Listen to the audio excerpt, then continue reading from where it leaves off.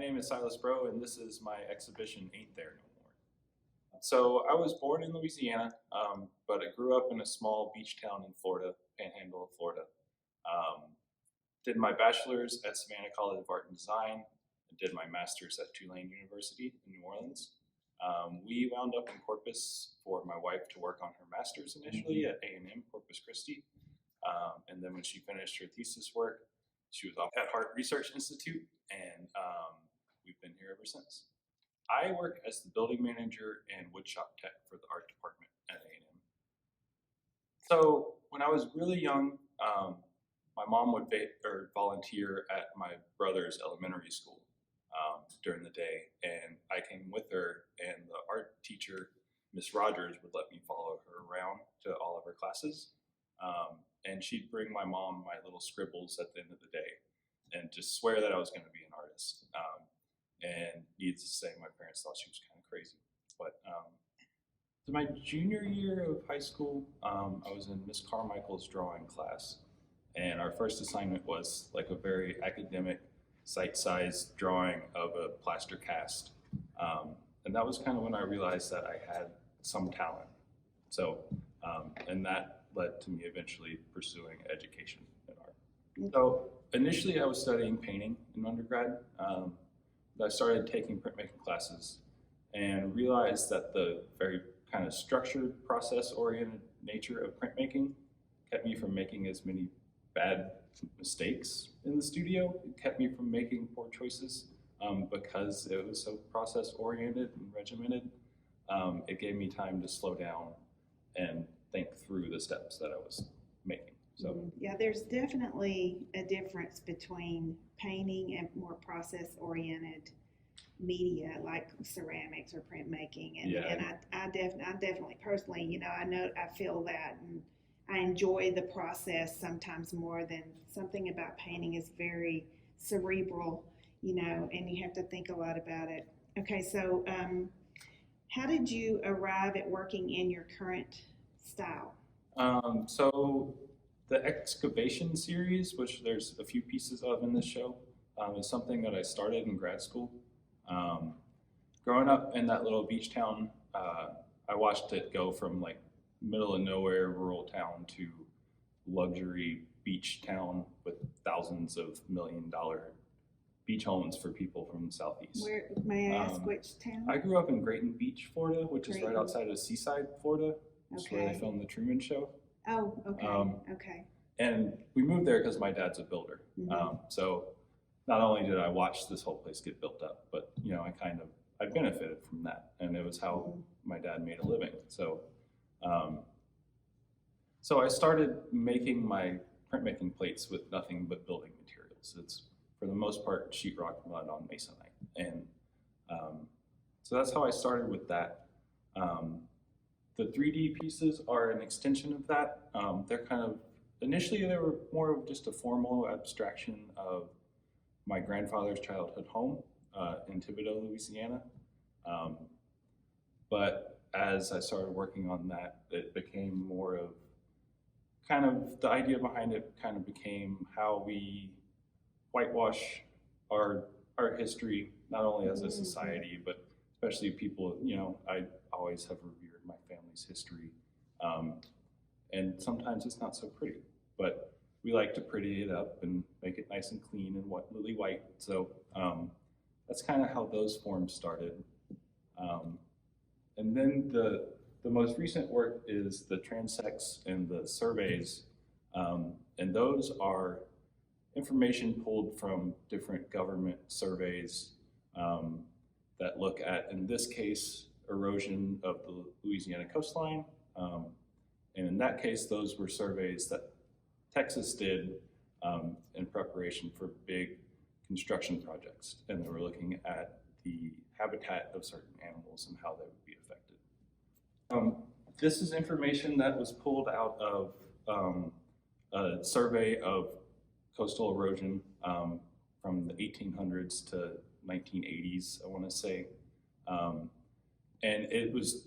this is how they measured the land loss. The transects are what they measured starting back in the 1800s to now. and it's just documenting the amount of land loss. But I like to try to pull that information out of its original context and present it in a kind of neutral way, just in hopes of kind of presenting a beautiful version of this very important, not so pretty information, in hopes of piquing people's interest without running the risks of being too preachy or didactic. Right. Would you say that your wife's position as a marine biologist would have any influence? Oh, absolutely. Yeah. I mean, a big part of her job, aside from going out in the field and collecting samples and information, is presenting that information after she's analyzed it in a clear and concise way that tells a compelling story. Of course, I try to muddy the waters a little bit with the information that I'm presenting, but watching her do that has become a big influence for me, for sure. It's art pulled from maps that I found on campus, actually, either from TPWD, Parks and Wildlife, or I believe they're all from Parks and Wildlife. But those are different surveys from different projects that the state was studying, and just looking at potential habitat for different species and how these projects would affect that habitat. So again, it's all information just pulled out of these maps that I scanned, just selectively pulling out, in this case, just hand-drawn stuff on maps that the scientists that were studying it drew on where the potential habitat was, and even down to the highlighter scribbles in those areas. Just seemed like a really visual appealing language to me, and it was a way of looking at how those scientists were interacting with this information and how just in general our progress affects our natural surroundings. Intaglio prints, it's a kind of crude intaglio process where it's actually photo-based. I work up the files in Photoshop and expose that onto a screen print ink onto a large piece of masonite, and flock that with carborundum, which is powdered steel, essentially. And that holds the ink, so that is the dark marks. But the kind of washy nature of it is what's known as plate tone,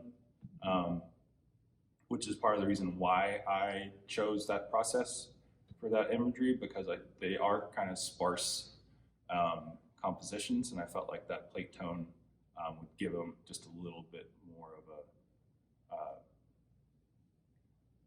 I don't know if ethereal is the right word, but a little bit more of a feeling to it that isn't so clinical. It makes the paper look like the paper came that way. Right. And that's what people are like, where did he get that paper? And I said, well, this paper is the same paper as that paper. And it's the same paper that's on the 3D pieces as well. Oh, it is.